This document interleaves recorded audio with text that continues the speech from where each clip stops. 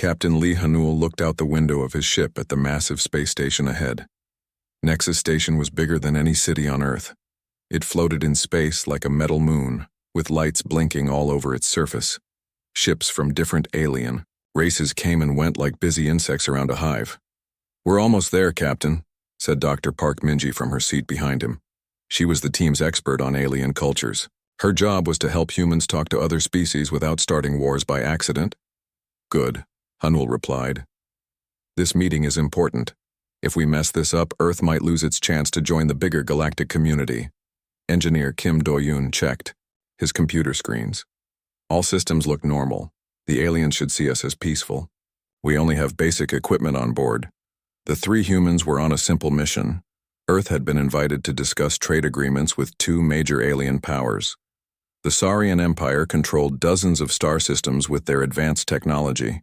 The Apex Coalition ruled through military strength and had never lost a war. Both groups wanted to meet the new species from the dangerous planet called Earth. Other aliens called Earth a death world because it was so hostile to life. Most planets in the galaxy were calm and safe. Earth had storms, earthquakes, volcanoes, and deadly animals. The fact that humans survived there made other species curious about them. Hanul's ship, the Terra's Pride, was small compared to the alien vessels around Nexus Station. It looked simple and peaceful. The captain wanted it that way. He did not want to seem threatening to species that could destroy Earth with their advanced weapons. "Incoming message from the station," Minji announced. "They're giving us permission to dock at Bay 7. Take us in, Do-yoon," Hanul ordered. As their ship moved closer to the station, Hanul felt nervous. This was humanity's first real diplomatic mission in space. Everything had to go perfectly. Earth's leaders were counting on him to make a good impression. The docking process went smoothly. Soon, the 3 humans walked through the station's corridors toward the meeting room. The hallways were huge, built for species much larger than humans. Alien beings of different shapes and sizes moved past them, some stopping to stare at the small creatures from the death world. "Remember," Minji whispered to her companions, "be polite but don't show weakness. These species respect strength." They reached the meeting room just as 2 large groups of aliens arrived from opposite directions. Hanul's heart sank. He had expected to meet each group separately, not together. The first group belonged to the Saurian Empire. They looked like giant lizards walking on 2 legs. Each one stood 8 feet tall and had thick armored skin that could stop bullets. Their leader, Commander Vextar, had bright yellow eyes and sharp teeth that showed when he spoke. The second group was from the Apex Coalition. These aliens looked more like humans but were much bigger and stronger. Their muscles bulged under tight-fitting armor. Their leader, War Prime Keldos, had scars across his face that told of many battles. "What are they doing here?" Vextar hissed, pointing at the Apex Coalition warriors. "We could ask the same question, lizard," Keldos replied with a growl. "This system belongs to the Coalition now. The Saurian Empire claimed this region months ago," Vextar shot back. "You have no right to be here." Hanul stepped between the 2 groups even though each alien was twice his size. "Gentlemen, please, we're all here for the same reason, to discuss peaceful trade with Earth." Both alien leaders looked down at the small human with surprise. Then, they started laughing. "Look at this tiny creature," Keldos said to his warriors. "It thinks it can tell us what to do." "Humans are so weak," Vexitar added. "How did they survive on a death world? They must have just been lucky." The situation was getting worse by the minute. More ships from both alien fleets were arriving at the station. Through the window, Hanul could see Saurian battlecruisers and Apex Coalition destroyers taking positions around Nexus Station. "Captain," Minji whispered urgently, "we need to leave. This is about to become a war zone." But it was too late. Alarms started ringing throughout the station, red lights flashed in the corridors. An announcement in several alien languages echoed from speakers in the walls. "Both fleets have powered up their weapons," Do-yoon said, checking his portable scanner. "They're targeting each other." Commander Vextar spoke into a communication device. "This is Vextar to all Saurian ships. Prepare for battle. The Apex Coalition must be removed from our territory." War Prime Keldos did the same. Coalition forces ready weapons. These lizards need to learn respect. The meeting room filled with tension as both groups of aliens prepared for war. The humans stood in the middle, forgotten for the moment. Outside, massive alien warships moved into attack positions. "Wait!" Hanul shouted. "There has to be another way to solve this." Vextar turned to him with amusement. "Little human, your species is about to see what real power looks like. Maybe you'll learn something before we decide what to do with your weak planet." "The humans will make good slaves," Keldos declared. "After we defeat the Saurians, we'll take their world. Deathworld survivors might be useful for dangerous jobs." Both alien leaders looked at the humans like they were pets or tools, not equal beings. They had no idea what they were dealing with. Earth had not sent its diplomats into space without protection. The humans carried equipment that would surprise both alien empires, but Hanul hoped it would not come to that. He still believed in the power of words and peaceful solutions.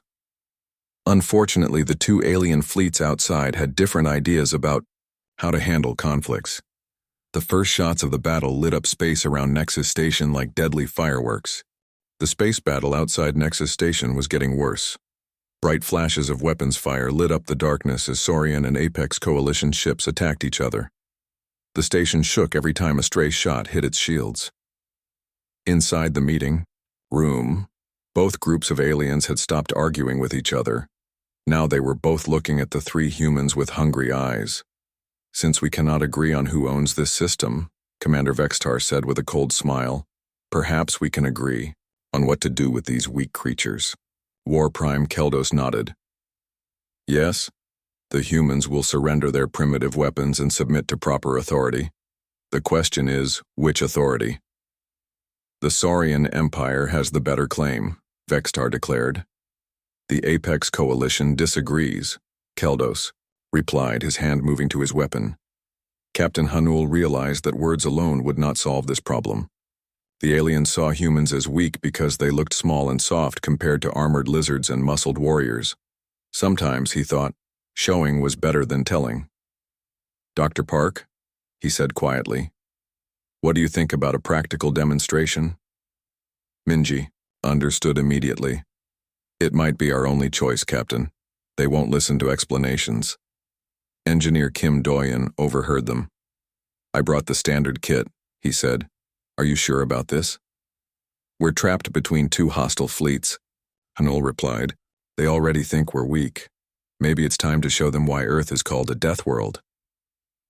The aliens were still arguing about who had the right to capture the humans when Hanul stepped forward. "Honored leaders," he said loudly, "perhaps there is another way to settle this disagreement." Both aliens stopped talking and looked at him. "What could you possibly offer?" Vextar asked with amusement. "A demonstration," Hanul replied. "You both seem to think humans are weak and primitive. What if we could prove otherwise?" Keldos laughed. "You want to fight us? One of my warriors could break all three of you without effort." "Not a fight," Hanul said. "A simple test of our equipment. If you're right about human weakness, you'll see it clearly.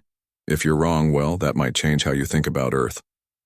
The two alien leaders looked at each other with curiosity. The idea of watching humans embarrass themselves seemed entertaining.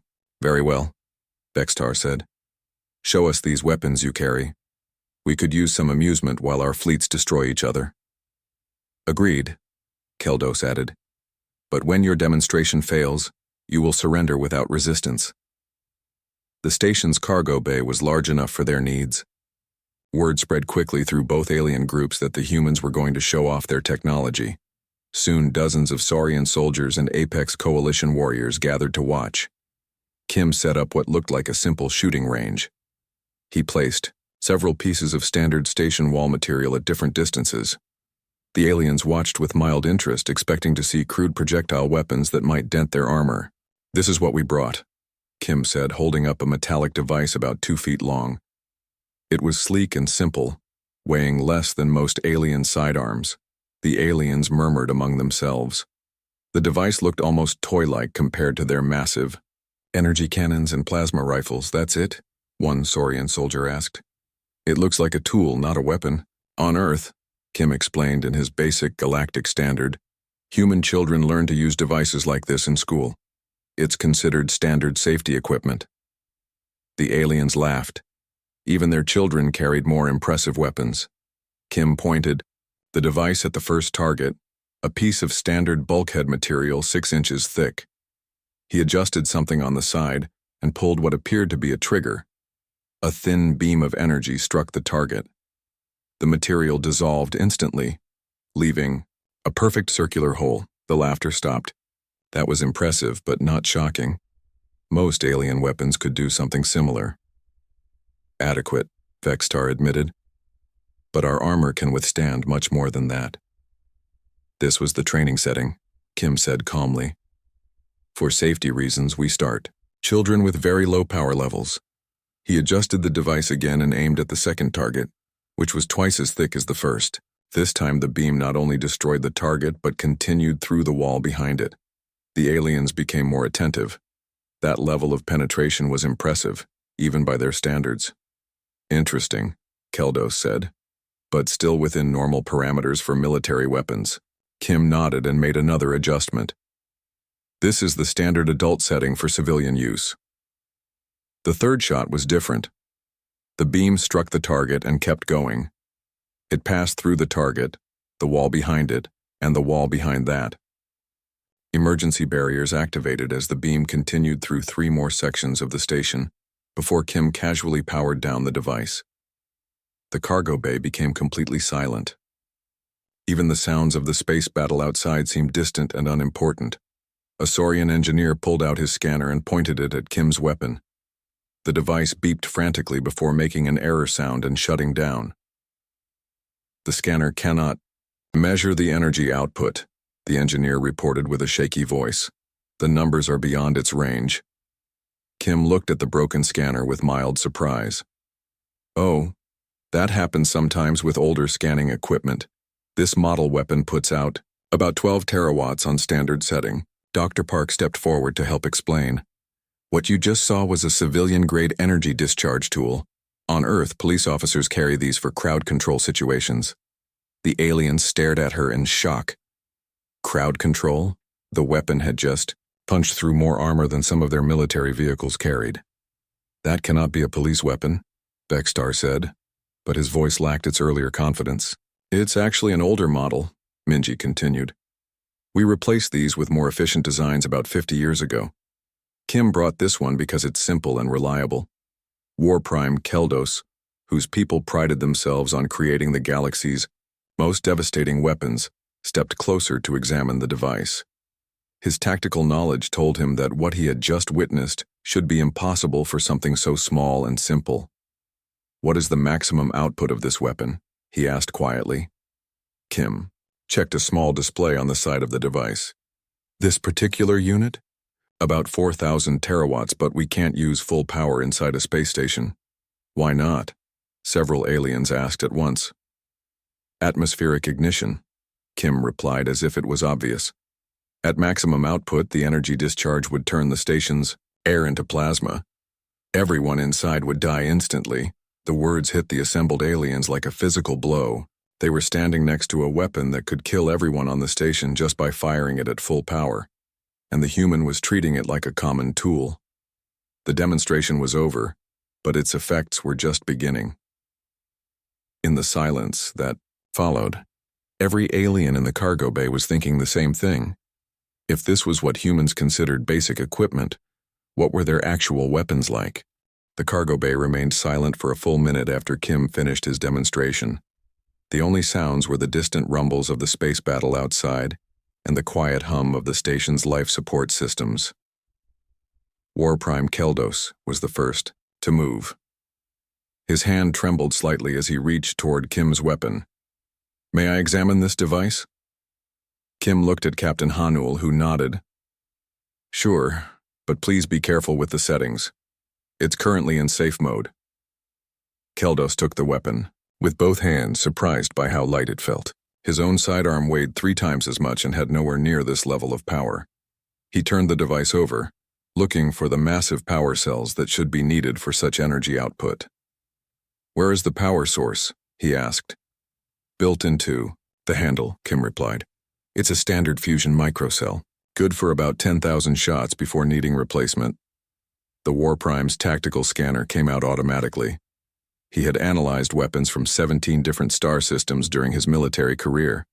The scanner would tell him everything about the device's construction and capabilities. The scanner beeped once, then made a harsh error sound. Its screen flickered with impossible numbers before displaying a message. Measurement failure. Values exceed parameters. This cannot be correct, Keldos muttered, hitting the scanner's reset button. The device tried again, and immediately failed in the same way. Commander Vextar stepped forward with his own scanning equipment. As the leader of the Saurian Empire's most advanced fleet, he carried military-grade analysis tools that could measure the output of their largest ship-mounted weapons. His scanner lasted 3 seconds before overloading and shutting down completely. Impossible, Vextar whispered. My scanner can measure the energy output of a Star Destroyer's main cannon. Dr. Park smiled gently. The problem is that your scanners are designed to measure weapons, not tools. What you just saw was Kim using about 0.3% of 1% of the device's actual capacity. The numbers hit both alien leaders like a physical punch. 0.3% of 1%? The demonstration that had already exceeded their measurement capabilities was barely a fraction of the weapon's true power. You said this was an old police weapon, one of the Saurian soldiers said weakly. That's right, Minji confirmed. This model was standard issue for civilian law enforcement from 2337 to 2385. We retired it because newer designs are more energy efficient. Kim took the weapon back and showed them a small dial near the trigger. See this safety setting? It prevents the weapon from being fired above 5% power while inside a planetary atmosphere. Why? Keldos asked, though part of him already dreaded the answer. Atmospheric ignition, Kim repeated. At full power, the energy beam would cause a fusion reaction in whatever atmosphere surrounds it. On a planet with oxygen and nitrogen like most inhabited worlds, that would turn the entire atmosphere into a briefly burning star. The implications sank in slowly. This simple device, which humans gave to their police officers, could literally set an entire world's atmosphere on fire. The weapon wouldn't just kill enemies. It would make the planet uninhabitable for any form of life. What about in space? Vextar asked quietly. No atmospheric restrictions in vacuum, Kim said casually, though you have to be careful about what you're aiming at. The beam can travel for several light years before dissipating. Several of the Apex Coalition warriors took unconscious steps backward. Their empire's most powerful ship-mounted weapons had a maximum range of a few thousand kilometers. This handheld device could hit targets in other star systems. War Prime Keldos had built his entire reputation on understanding weapons and warfare. His people had conquered system after system using superior firepower and tactical knowledge. Now he was holding a device that made their greatest achievements look like children's toys. What do your actual military forces carry? He asked in a voice barely above a whisper. Dr. Park and Kim exchanged glances. Captain Hanul stepped forward to answer. That's classified information, Hanul said diplomatically. But I can tell you that standard military equipment is significantly more robust than civilian police gear. The word robust hung in the air, like a death sentence. If this was what humans considered basic law enforcement equipment, what were their soldiers armed with? Commander Vextar's natural armor began secreting stress pheromones, a biological response his species had when facing mortal danger. Around him, his elite shock troops were showing similar signs of fear. These were soldiers who had never retreated from battle, who had conquered planets through sheer force of will. Now they were terrified of a small device that a human child could operate. You said children learn to use these in school? One of the Saurian engineers asked. Basic energy safety is part of every human education, Minji confirmed. Children start with very low-power training models and work their way up as they get older and more responsible. The alien engineers and warriors absorbed this information with growing horror. Human children played with weapons that could destroy their most advanced military equipment. On your homeworld, Keldo said slowly, what do you consider a serious threat? Kim thought about the question seriously.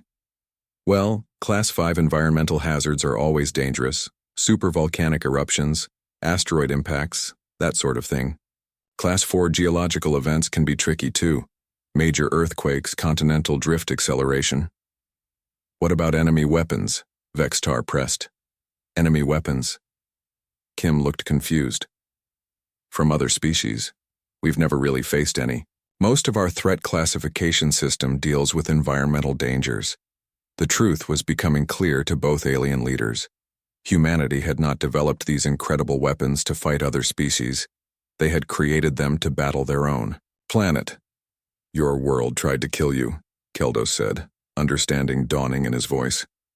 And you fought back. Earth is definitely challenging, Hanul admitted. But we learned to adapt. Every human carries basic survival equipment because our environment demands it. The Saurian and Apex Coalition forces looked at each other with new understanding.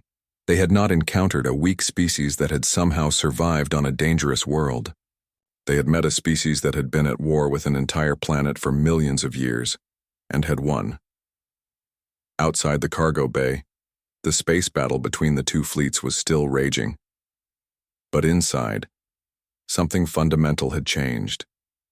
The alien warriors, who moments before had been eager to capture or enslave humanity, now stood in stunned silence trying to comprehend what they had learned. The humans from Earth were not prey. They were predators of a type the galaxy had never seen before, beings who had turned their own hostile world into a training ground for technologies and tactics that no other species could match. And this was just their civilian equipment. Captain Hanul could see the change in both alien groups. The arrogant confidence was gone from their faces, replaced by something he had never expected to see from such powerful species. Genuine fear and respect.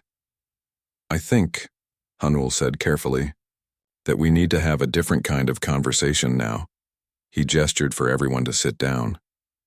The aliens moved slowly, as if they were afraid that sudden movements might trigger some hidden human weapon system. You both seem surprised by our equipment, Hanul continued. But from our perspective, what Kim showed you is perfectly normal. Every human adult carries similar tools. War Prime Keldos struggled to process this information. Every human? All of them? Of course, Dr. Park replied. Earth requires it. Our world doesn't allow for unprepared people. She activated a small holographic projector and showed images of Earth. The aliens saw a blue and green planet that looked beautiful from space, but the images that followed told a different story. This is Earth during a normal winter, Minji explained, showing pictures of massive ice storms. Temperatures drop low enough to freeze most alien species solid in minutes. Winds reach speeds that can tear apart unprotected buildings. The next image showed a volcanic eruption. We have over 1,500 active volcanoes. They can explode without warning and cover entire continents with poisonous ash. Commander Vextar leaned forward studying the images. His own homeworld had occasional storms, but nothing like this. How do you survive such conditions? We adapt, Kim answered simply. He pulled out what looked like a simple cloth jacket. This is basic human survival gear, standard emergency equipment that every person carries. He handed the jacket to Vextar, who was surprised by how light it felt. Put your scanner on it, Kim suggested. Vextar's scanner, now repaired from its earlier failure, analyzed the fabric. The results made his eyes widen. This material can withstand temperatures of 800 degrees Celsius? That's the lower setting, Kim confirmed. It can go much higher if needed. The jacket also provides protection against radiation, toxic gases, and crushing pressure. This is everyday clothing? Keldos asked in disbelief. Emergency wear, Minji corrected. Though most human clothing includes basic environmental protection, we learned early that our planet doesn't forgive mistakes. She showed more images: massive hurricanes, earthquakes that split continents, meteor impacts, and magnetic pole reversals that sterilized entire regions. Other species evolved on stable worlds, Hanul explained. Your planets might have occasional challenges, but they were generally safe places to develop civilization. Earth is different. How different? Vextar asked.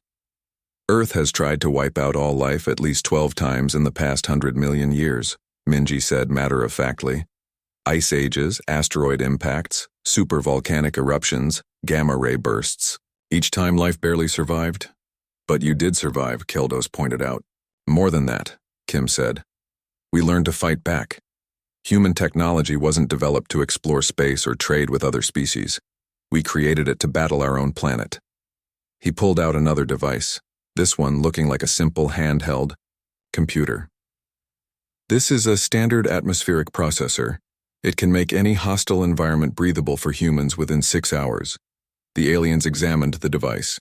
According to their scanners, it could terraform a dead world faster than their most advanced orbital platforms. How long does your terraforming equipment take? Kim asked curiously. Our best systems require 6 months to make a planet habitable, Vextar admitted. 6 months? Kim looked surprised. That seems slow. What if you need emergency shelter? He showed them another device from his kit. This is basic emergency housing. It can build a fully protected habitat for 50 people in about 20 minutes. The demonstration continued with item after item of basic human equipment. A portable fusion generator the size of a briefcase that could power a small city. A communication device that could send messages across the galaxy instantly. A medical scanner that could rebuild damaged organs in minutes. On your worlds, Hanul asked, what do you consider dangerous? Weapon attacks from enemy forces, Keldos replied. Ship-to-ship combat. Orbital bombardment. Natural disasters, Vextar added. Though they are rare on Saurian worlds. Minji pulled up a chart showing human threat classifications. We rate dangers from Class 1 to Class 10. Enemy weapons from other species would probably rank as Class 3 threats, roughly equivalent to a severe thunderstorm. The aliens stared at the chart in shock. Your planet-killer weapons, Kim added, helpfully, would be Class 2 geological events, like a minor earthquake. Minor earthquake, Keldos repeated weakly. Well, we've dealt with much worse from natural causes, Hanul explained. Earth taught us that any threat you can't handle will kill you. So we learned to handle everything. The conversation was interrupted by an announcement from the station. The space battle outside was ending. Both alien fleets were running low on ammunition and energy. Perhaps, Vexitar said slowly, we should reconsider this territorial dispute. Perhaps, Keldos agreed. We should all reconsider many things. The two alien leaders looked at each other, then at the humans. For the first time in galactic history, the Saurian Empire and Apex Coalition were considering the possibility that they had been thinking about power and strength in completely wrong ways.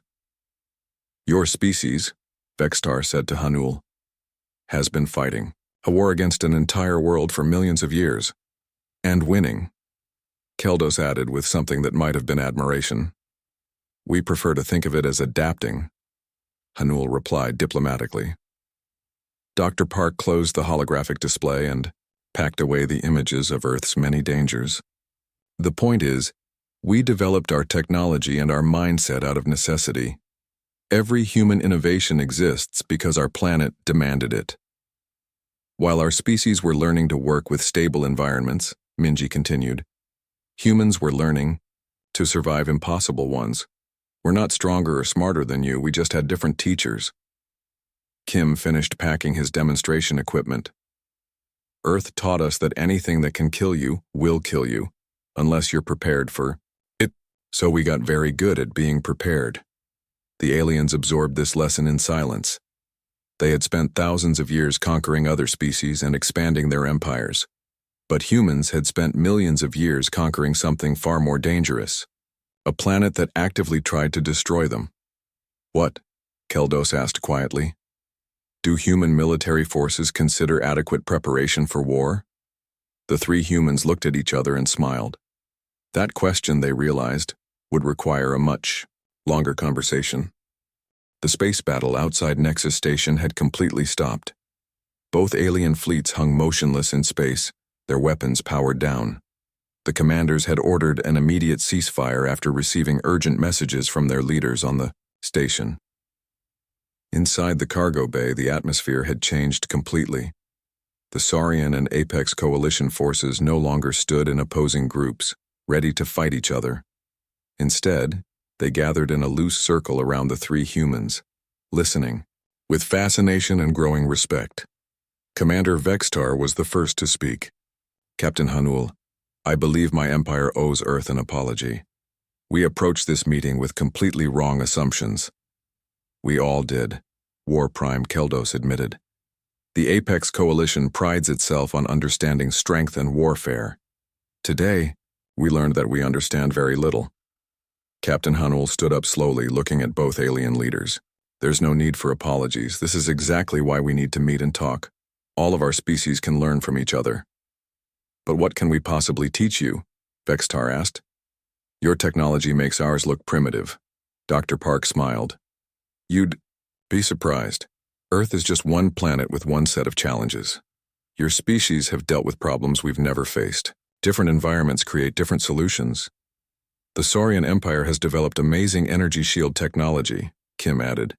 We've been trying to create something similar for decades, but Earth's electromagnetic storms keep interfering with our designs. And the Apex Coalition's combat tactics are incredible, Minji said to Keldos. We've studied your military history. Your strategies could help us deal with some of Earth's more dangerous animal species. Keldos looked confused. Your animals are dangerous enough to require military tactics? Oh yes, Kim replied cheerfully. We have creatures that could eat your entire war party for breakfast. Bears, tigers, sharks, humans have to be prepared for everything. The idea that Earth contained animals capable of threatening trained warriors was another shock for the aliens to absorb. Perhaps, Vextar suggested carefully, we could arrange a different kind of relationship between our peoples. What did you have in mind? Hanul asked. Knowledge sharing, the Saurian commander explained.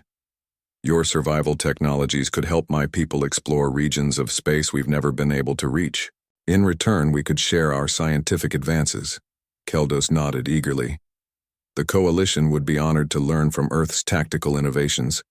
Our warriors could benefit greatly from training with people who survived a death world. And, Vextar added with some embarrassment, perhaps we could purchase some of your civilian equipment.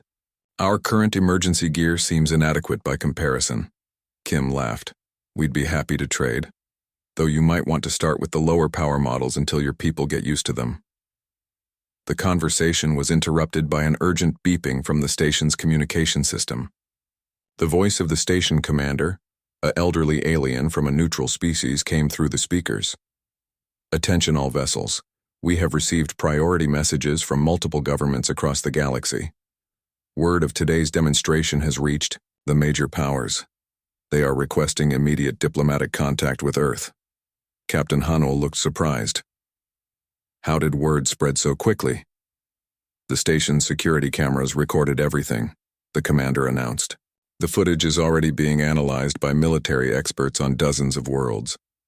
Dr. Park pulled out her communicator and checked for messages from Earth. Her face went pale as she read the screen.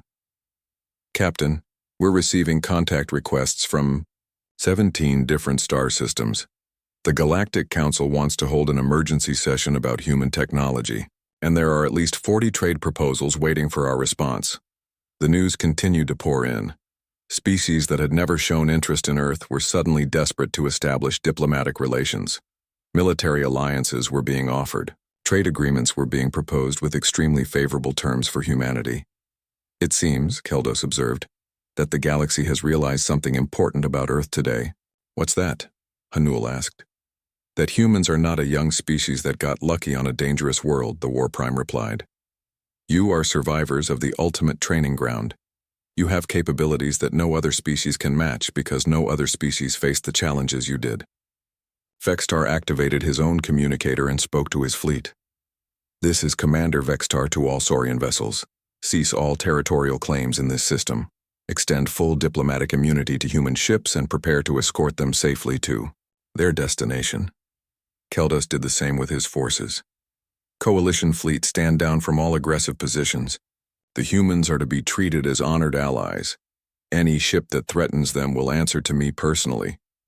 The announcement that the two most powerful military forces in the local sector were now protecting Earth's diplomatic mission sent shockwaves through the galaxy. In the space of a few hours, humanity had gone from being an unknown species to being under the protection of empires that had been enemies for centuries. "There is one more thing," Kim said quietly. "Something we should probably mention before this goes any further." "What's that?" both alien leaders asked. "The demonstration today," Kim explained, "used equipment from our civilian emergency kit. What you saw wasn't military technology." The aliens nodded. They had already figured that out. "The thing is," Kim continued, "this wasn't even our good civilian equipment. This was the basic kit we carry for diplomatic missions. The simple, reliable stuff that won't accidentally damage space stations." The silence that followed was profound. "Are you saying," Vextar asked very carefully, "that you have more advanced civilian equipment?" "Well, yes," Kim replied. "This was just the safe-to-demonstrate level. We didn't want to show anything that might seem threatening." Dr. Park added the final piece of information that would change galactic politics forever. "Also, Earth's children often build more sophisticated devices than this for their science fair projects. Human innovation never stops, because our planet never stops trying to kill us." As the implications of this sank in, both alien leaders came to the same conclusion. Humanity wasn't just another species with advanced technology. They were the survivors of the ultimate evolutionary pressure cooker, and they had turned that experience into capabilities that the rest of the galaxy couldn't even imagine. The balance of power in space had just shifted, and everybody knew it. But instead of conquest or domination, the humans were offering friendship and cooperation. It was a lesson in strength that none of the alien species would ever forget. Outside Nexus Station, ships from dozens of worlds were already arriving, all hoping to be the next to establish relations with the remarkable species from the death world called Earth.